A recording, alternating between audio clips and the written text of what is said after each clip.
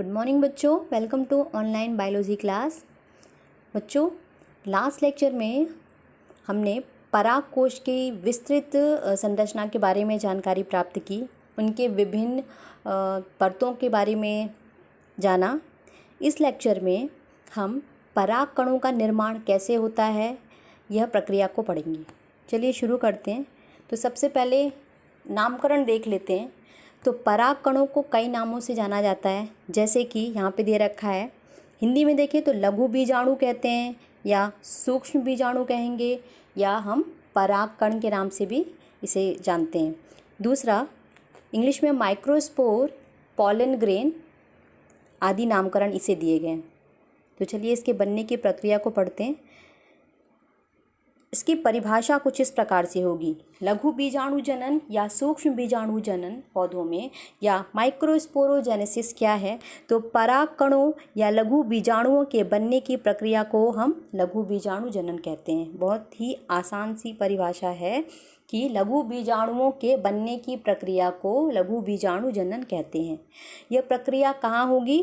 तो ये प्रक्रिया होगी पराग कोशों में, ठीक है, क्योंकि पराग कोशों में ही पराग धानियाँ मिलेंगी, या हम कह सकते हैं सूक्ष्म बीजाणु धानियाँ पाई जाती हैं। इन्हीं सूक्ष्म बीजाणु धानियों के भीतर सूक्ष्म बीजाणुओं का निर्माण होता है। तो यह प्रक्रिया कहाँ होगी? यह प्रक्रिया एंथर यानी कि पराग कोशों में यहाँ पे संपन्न होगी, ठीक है।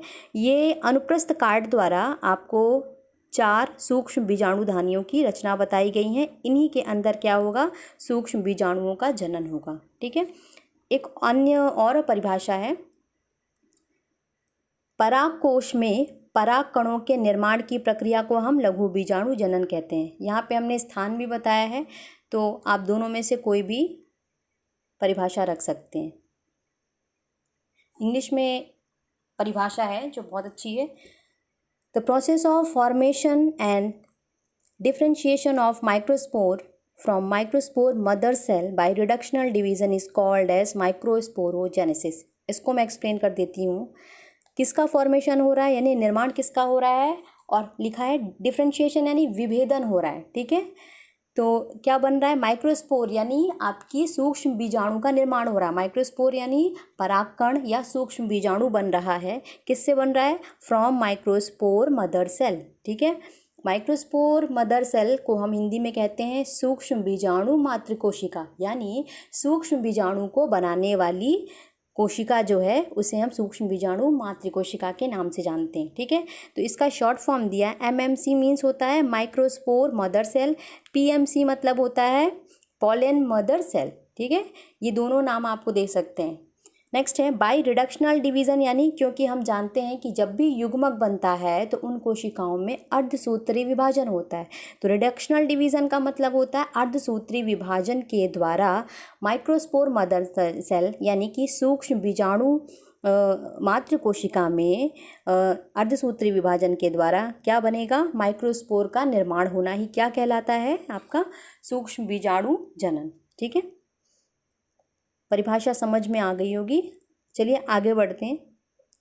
यहाँ पे इस पूरी प्रक्रिया का मैंने थोड़ा सा इंट्रोडक्शन दिया, शॉर्ट परिचय है, ठीक है। नीचे हम इसको डिटेल में पढ़ेंगे, तो क्रम वाइज देखिएगा तो आपको पढ़ने में और याद रखने में आसानी होगी। तो चलिए स्टार्ट करते हैं। युवा अवस्था यानी कि जब पराग कणों का निर्माण नहीं हुआ होता है और हम उसका TS काटें, किसी भी TS माने अनुप्रस्थ काट काटें अगर किसी भी पराग कोश की, तो हमें क्या रचना देखने को मिलेगी? ये कोई मैच्योर एंथर नहीं है, यानी पराग कोश यहाँ पे परिपक्व नहीं हुआ है। ये शुरुआती अवस्था में है जब सभी कोशिकाओं का निर्माण चल रहा है और अभी पराग कणों का निर्माण नहीं हुआ है। तो युवा अवस्था में किसी भी पराग कोश को हम देखेंगे तो सबसे बाहर क्या होगी? एक आवरण मिलेगा, कोशिका का एक आवरण मिलेगा, उसे हम बाह्य त्वचा कहते हैं, एपिडर्मिस। ज़्यादातर आप देखते हैं सभी चाहे पौधे हों चाहे जंतुओं हों, तो बाहर से जो आवरण मिलता है घेरा हुआ, उसे हम एपिडर्मिस या बाह्य त्वचा कहते हैं, जो सबसे बाहर परत मिलेगी, ठीक है। तो युवा अवस्था में भी जो परागकोश होता है वो बिल्कुल गोलाकार अंडाकार कह सकते हैं, कोशिकाओं के समूह के जैसे दिखाई देता है, जिसके सबसे बाहर की ओर बाह्य त्वचा नामक परत पाई जाती है। यानी ये एक कोशिकाओं का समूह होता है, युवा परागकोश। और इनकी जो कोशिकाएं होती हैं सभी कैसी होती हैं, समांग कोशिकाएं, होमोजेनियस, यानी सारी कोशिकाएं दिखने में एक जैसी होती हैं, इनमें विभेदन नहीं हुआ है, यानी कोई अलग सी दिखाई नहीं दे रही हैं। तो इस समय क्या है, कोई भी रचना नहीं बनी है और परागकोश किस प्रकार सा दिखाई दे रहा है, बिल्कुल ऐसा, और जिसमें बहुत सारी कोशिकाएं तो हैं लेकिन सभी कोशिकाएं कैसी हैं, एक जैसी हैं, इनमें कोई भी विभेदन नहीं हुआ है। ठीक है, तो ये बिल्कुल अंडाकार कोशिकाओं का समांग समूह है। ठीक है, एक शब्द आता है इसमें, इन कोशिकाओं के समूह को हम विभज्योतकी कोशिकाएं कहते हैं। अब ये शब्द पहले भी आपने पढ़ा होगा, विभज्योतकी कोशिकाएं, इन्हें मेरिस्टेमेटिक सेल्स कहते हैं। तो ये कोशिकाएं कैसी होती हैं, ये कोशिकाएं पौधों में पाई जाती हैं जो इनकी वृद्धि के लिए जिम्मेदार हैं। यानी आप जानते हैं कि पौधे जीवन पर्यंत वृद्धि कर सकते हैं अपने पूरे जीवन काल में। तो ये कोशिकाएं क्या करती हैं, लगातार विभाजन करती रहती हैं और एक से नई कोशिकाओं का विकास करती रहती हैं। ये कोशिकाएं कैसी होती हैं, इनमें जीवन पर्यंत विभाजन की क्षमता होती हैं, इसीलिए नई नई कोशिकाएं हमेशा बनाती रहती हैं। ये दिखने में अलग होती हैं, इनका केंद्रक जो होता है स्पष्ट होता है, जीवद्रव्य गाढ़ा हो जाता है। ठीक है, पतली भित्ति वाली होती हैं।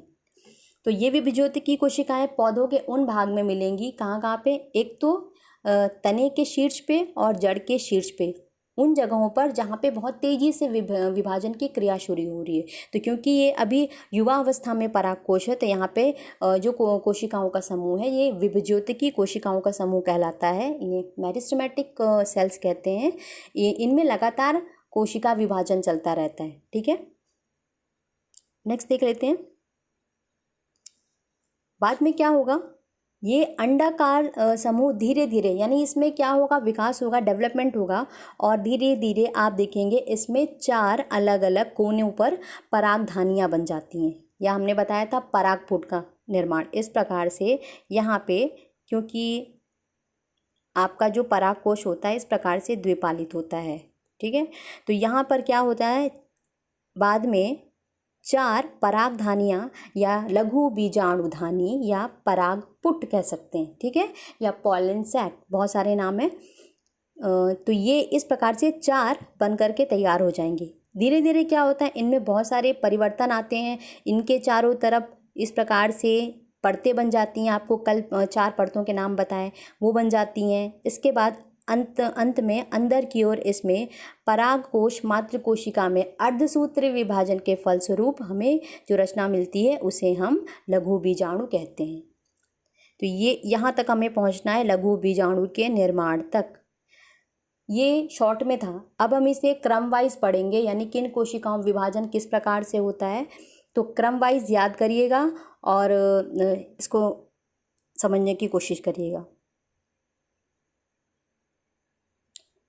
पहला है पुष्पीय पौधों में सूक्ष्म बीजाणु जनन, ये निम्नलिखित चरणों में संपन्न होगा। ठीक है, क्रम वाइज चलने वाली प्रक्रिया है। सबसे पहले क्या होगा, आप एक यंग परागकोश देखेंगे, तरुण आपके किताब में लिखा होगा, तरुण शब्द जो है यंग के लिए लिखा है।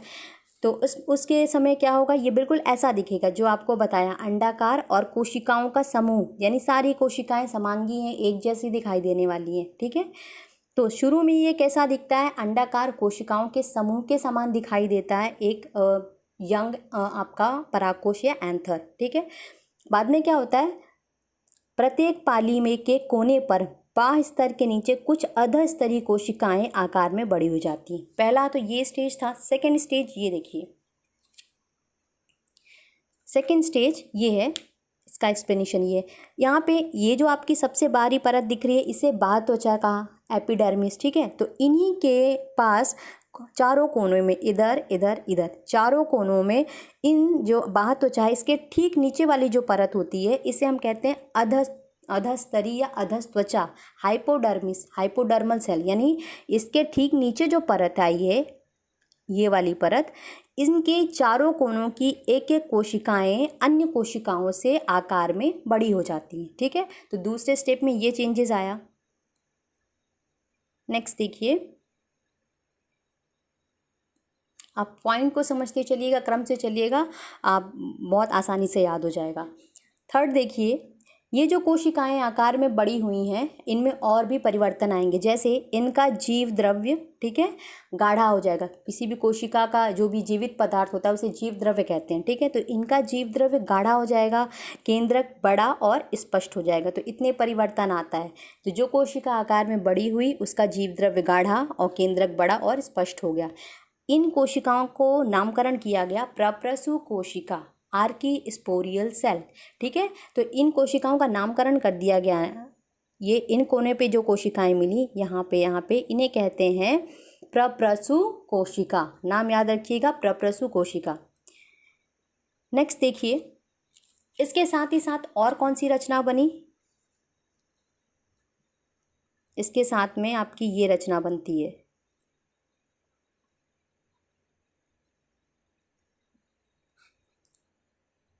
बीच में। आपको बताया था कि परागधानियों के साथ साथ बीच में संवहन ऊतक भी पाया जाता है, जो उनको भोजन और जल पहुंचाता है, पोषण देने का कार्य करता है। तो बीच में क्या हो जाता है? एक वाहिनी ऊतक बन जाता है। यानी ये 4 कोने पर आपकी प्रप्रसु कोशिकाएं बनती हैं, जो आगे चल करके परतों का निर्माण और बीजाणु परागकणों का निर्माण करेंगी, ठीक है। तो इसी के साथ साथ इसके बीचों बीच में एक वाहिनी ऊतक बन जाता है, जो बाद में किस में बदल जाता है? संवहन बंडल में। संवहन बंडल जाइलम और फ्लोएम होते हैं, जो किसी भी पौधे में भोजन और पानी तथा खनिज पदार्थों को पहुंचाते हैं, ठीक है। अब ये जो संवहन बंडल होते हैं, ये चारों तरफ एक प्रकार के ऊतक से घिरे होते हैं, जिसे हम संयोजी कहते हैं। आपको बताया था कि पुंकेसर के 3 भाग होते हैं, 2 भाग मुख्यतः लिखे जाते हैं और 2 परागकोश के बीच में जो जोड़ने वाला भाग होता है उसे संयोजी कहते हैं, कनेक्टिव, ठीक है। तो संयोजी जो होता है एक प्रकार का बंद स्टेराइल ऊतक है, बंद ऊतक है, जो कि चारों तरफ किसको घेरे रहता है? संवहन बंडल को, ठीक है। चलिए आगे बढ़ते हैं। अब है कि प्रत्येक, अब चारों कोने की ये जो प्रप्रसु कोशिका होती हैं, इनमें विभाजन शुरू होता है और इनसे अन्य कोशिकाओं का निर्माण होता है।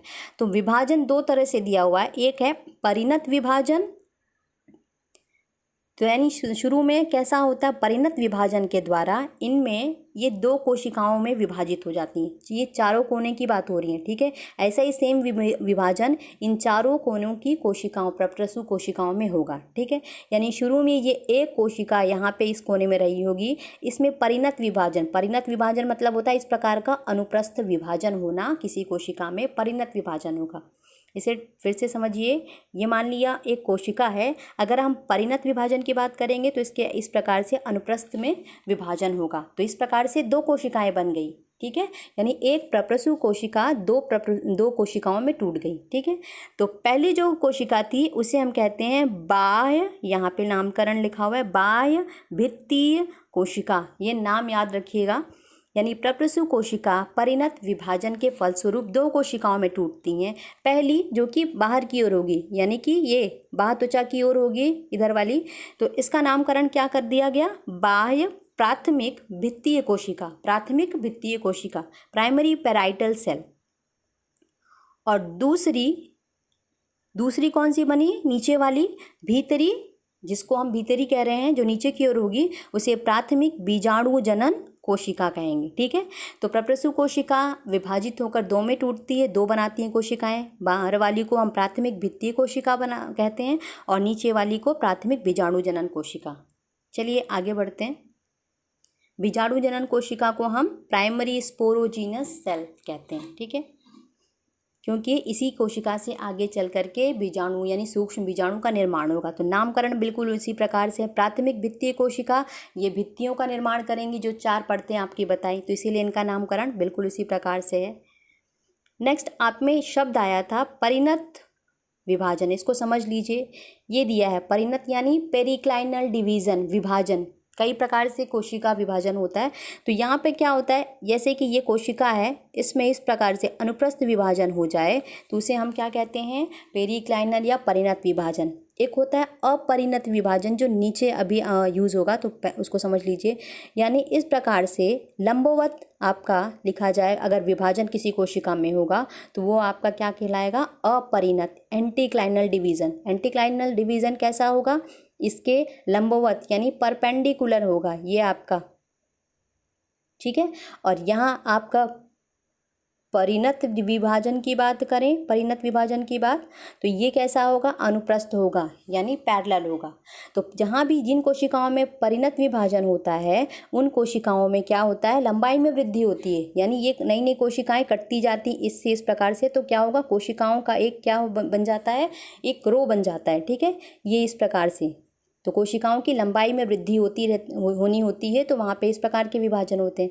अपरिणत विभाजन जहाँ पे होगा वहाँ पर कोशिकाएं इस प्रकार से बटेंगी और इस प्रकार से ये किसी भी कोशिका की मोटाई में यानी मोटाई में वृद्धि करेंगी, ठीक। तो ये दोनों प्रकार के विभाजन इसी प्रक्रिया में आप पढ़ेंगे।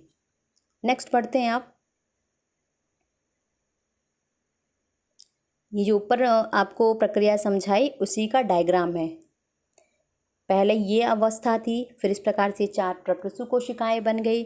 प्रप्रसु कोशिकाएं 2 में विभाजित हो गई, प्राइमरी पैराइटल सेल यानी प्राथमिक भित्तीय कोशिका और नीचे की ओर प्राथमिक बीजाणु जनन कोशिका, ठीक है। अब ये अलग से डायग्राम बना रखा है, ये पूरी परतों का डायग्राम है और ये पूरा का पूरा आपका इस प्रकार की संरचना, अंत में आपको एक परिपक्व परागकोश इस प्रकार से दिखेगा जब भी आप उसको अनुप्रस्थ काटेंगे, ठीक है। ये 4 बीजाणु धानियाँ बन जाएंगी, इनके अंदर सूक्ष्म बीजाणु बन जाएंगे, ठीक है, और इनके चारों तरफ परतों का निर्माण हो जाएगा। एक आपकी बाह्य त्वचा, ये आपका इसके बीच में आएगी एंडोथीसियम, सेकेंड परत जो है आपकी अंतस्थीसियम आती है, इसके बाद मध्य परत आती है और सबसे अंदर की ओर जो है वो टेपेटम परत है। अब देख लीजिए, प्राथमिक भित्तीय कोशिकाएं जो होती हैं उनमें कुछ परिणत विभाजन होगा और कुछ अपरिणत। आपको दोनों शब्द ऊपर समझा दिए कि प्राथमिक भित्तीय कोशिकाएं जो थी ये कई बार परिणत विभाजन करेंगी और अपरिणत विभाजन, और इसके फलस्वरूप लगभग 3 से 5 ये सकेंद्रीय भित्तियों का निर्माण करती हैं। सकेंद्रीय इस प्रकार से चारों तरफ, ठीक है, केंद्र के चारों तरफ, तो इस प्रकार से भित्तियों का निर्माण होता है लगभग, ठीक है। ये बात समझ में आ गई होगी। यह सभी परतें अंततः परागकोश की भित्तियों का निर्माण करती हैं। तो यहाँ पे आपकी प्राथमिक भित्तीय कोशिकाओं ने परिणत और अपरिणत विभाजन के द्वारा आपकी 3 परतों का निर्माण किया, चौथी पहले से बनी हुई है जो बाह्य त्वचा है। तो टोटल क्या हो गई, तो आपकी परागकोश की जो भित्तियाँ हैं वो कितनी हो गई, 4 हो गई। बाह्य त्वचा, अंतस्थीसियम, तीसरी आपकी मध्य परत और सबसे अंदर वाली जो होगी आंतरिक परत अगर हम बोले वो टेपेटम है, ठीक है। क्रम याद रखिएगा, बाहर से अंदर की ओर, ठीक है। अब परागकोश भित्ति में 4 परतें होती हैं जो इस प्रकार से हैं, बाहर से अंदर की ओर आपको बता दिया। बाह्य त्वचा एपिडर्मिस, अंतस्थीसियम, अंतस्थीसियम को कहीं कहीं किताबों में अंतःस्तर भी लिखा होगा, ठीक है, तो कंफ्यूज नहीं होना है। तीसरा है मध्य स्तर या मध्य परत, उसके बाद सबसे चौथी और अंदर की ओर जो कहाँ होगी, पराग कणों के पास होंगी, उसे टेपेटम कहते हैं। कल आपको इन सभी परतों के कार्य भी समझा दिए थे। बाह्य त्वचा का क्या कार्य है, बाह्य त्वचा परागकण के स्फुटन में मदद करेगी और सुरक्षा का कार्य करती है। फिर आपकी अंतस्थीसियम जो होती है ये परत थोड़ी मोटी होती है और इसमें क्या होती हैं, कुछ तंतुवत मोटाई, कुछ ऐसे परतें पाई जाती हैं जिसके कारण क्या होता है, इनमें ये परतें मोटी हो जाती हैं और इनमें कुछ सेलुलोज और बताया था कुछ मात्रा में पेक्टिन पदार्थ का जमाव भी हो जाता है, ठीक है। ये जो परतें होती हैं स्फुटन में काफ़ी मदद करती हैं। इनकी कोशिकाएं कुछ कुछ स्थानों पर कैसी होती हैं, पतली होंगी और कुछ कुछ स्थानों पर मोटी भित्ति वाली होती हैं। तो इस कारण से क्या होता है, ये बाद में चल करके परागकोश के फटने में यानी कि परागकणों के रिलीज़ करने में, इन्हें बाहर निकालने में मदद करती हैं, ठीक है। तो इनका भी कार्य यही हुआ कि ये क्या करती हैं, परागकण के स्फुटन में मदद करती हैं। तीसरा जो है मिडिल स्तर, मध्य स्तर का भी यही कार्य है, तो है सुरक्षा प्रदान करना और एक चीज़ और लिखी गई है कि ये कहीं कहीं पर परागकण यानी बाद में जब आप एक परिपक्व स्फुटन के समय देखेंगे पराग कोश को, तो ये परत नष्ट हो जाती है और यह क्या करती है, परागकण मात्र कोशिका या सूक्ष्म बीजाणु मात्र कोशिका को पोषण प्रदान करने का भी कार्य करती है। तो मध्य स्तर ने सुरक्षा का कार्य भी किया, ठीक है, और यह आपके परागकणों के स्फुटन में मदद करेगी, पराग कोशों के उस स्फुटन में, इसके फटने में। तीसरा काम क्या था, परागकण मात्र कोशिका इसको न्यूट्रिशन यानी पोषण देने का कार्य करती है, ठीक है। सबसे इम्पॉर्टेंट जो परत होती है वो टेपेटम है। इसके बहुत सारे कार्य हैं, इसके टाइप्स भी दे रखे हैं पर इतना डिटेल नहीं है आपकी बुक में, फिर भी बता देते हैं। टेपेटम की जो कोशिकाएं होती हैं आपको बताई थी, बहुगुणित होती हैं और कैसी होती है, मल्टी न्यूक्लिएटेड, यानी कई सारे केंद्रक पाए जाते हैं, ठीक है। यानी एक कोशिका में बहुत सारे केंद्रक की जब स्थिति हो तब हम उसे क्या कहते हैं, आपकी बहुकेंद्रकीय, यानी एक कोशिका में कई सारे केंद्रक हैं, ठीक है। और दूसरी तो ये आकार में बड़ी होती हैं, ये दो प्रकार की होंगी, एक लिखा जाता है अमीबॉइड, अमीबा के आकार की, दूसरा लिखा जाता है कैसी हो, आपकी ग्रंथिल, यानी ये कुछ कुछ पदार्थों का स्त्रावण करती हैं, ठीक है।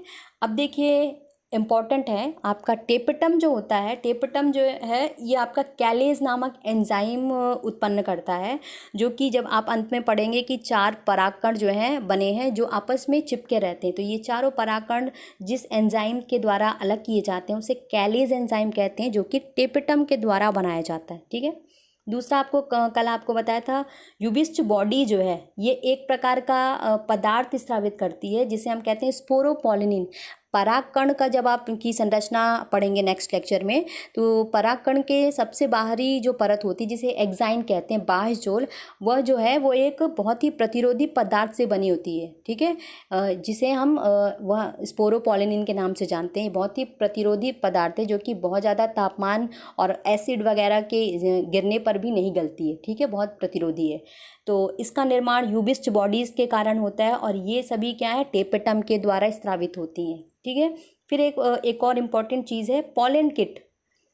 पॉलन किट पदार्थ जो होता है ये एक तरह का कह सकते हैं चिपचिपा, तैलीय, बहुत ही मोटा, गाढ़ा, ठीक है, गाढ़ा, एक तरह की कोटिंग होती है जो कि उन परागकणों में मिलती है जो कि आपके कीटों द्वारा परागित होते हैं, ठीक है। ऐसे परागकण जो कि कीटों द्वारा परागित होते हैं, एक स्थान से दूसरे स्थान पे पहुंचाए जाते हैं, वैसे परागकोशों में पॉलन किट तरह के सब्सटेंस यानी कि पदार्थ पाए जाते हैं। इनका काम क्या होता है, तो ये पॉलन किट जैसे जो पदार्थ होते हैं ये मुख्यतः कहें तो वसाओं और कैरोटीनॉइड जो है इनसे मिलके बने होते हैं। इनका काम होता है कि एक तो ये चिपचिपी होते हैं, चिपचिपी होने के कारण क्या होता है, कोई भी कीट उस पर जैसे ही बैठता है तो उनके पैरों पे ही आसानी से चिपक जाते हैं। इस तरह से ये एक पुष्प से अगले पुष्प में आसानी से स्थानांतरित कर दिए जाते हैं। तो एक तरह से इन्होंने कह सकते हैं परागण की क्रिया में मदद की। दूसरा ये जो क्या कहते हैं, ये कि जो पदार्थ हैं ये कीटों को अपनी ओर आकर्षित करते हैं, तो दूसरा कार्य इनका ये हो गया। तीसरा ये है कि जो अल्ट्रावायलेट पराबैंगनी किरणें हैं उनसे ये क्या कहते हैं, रक्षा करते हैं परागकणों की, ठीक है। तो ये पॉलन किट सब्सटेंस है, ये उन परागकणों में मिलेगा जो कि इंसेक्ट यानी कीटों द्वारा परागित किए जाते हैं, ऐसे पुष्प, ठीक है। बाकी डिस्कस किया था। आगे बढ़ते हैं दूसरी ओर। अब आपका चारों तरह की परतों का निर्माण हो गया प्राथमिक भित्ति कोशिका के द्वारा। अब आपकी दूसरी परत जो नीचे की ओर दूसरी कोशिका बनी थी जिसे हम प्राथमिक बीजाणु जनन कोशिका कहते हैं, वो 2 या 3 बार समसूत्री विभाजन करती है। समसूत्री विभाजन बता दिया था, ऐसा विभाजन जिनमें 1 से 2 कोशिकाएं अंत में बनती हैं और दोनों कोशिकाएं बिल्कुल अपने मातृ कोशिकाओं के समान दिखती हैं और गुणसूत्रों में भी समान होती हैं, ठीक है। तो ये समसूत्री विभाजन के तहत ये क्या करती हैं, आपकी प्राथमिक बीजाणु जनन कोशिकाएं लघु बीजाणु मातृ कोशिका का निर्माण करती हैं, ठीक है। और अब ये जो लघु बीजाणु मातृ कोशिका बनी है ये बनाया आपकी पराग मातृ कोशिका, लघु बीजाणु मातृ कोशिका या पराग मातृ कोशिका कह सकते हैं। ठीक है, तो इस प्रकार से इनके बनने के बाद क्या हुआ, सभी जो होती हैं वो फंक्शनल यानी क्रियात्मक नहीं रहती, कुछ जो होती हैं वो नष्ट हो जाती हैं और जो आगे बनने वाले पराग कण हैं उनको ये भोजन देने का कार्य करेंगी। तो जो क्रियात्मक है यानी जो जीवित रह गई उसे हमने कहा क्रियात्मक लघु बीजाणु मातृ कोशिका।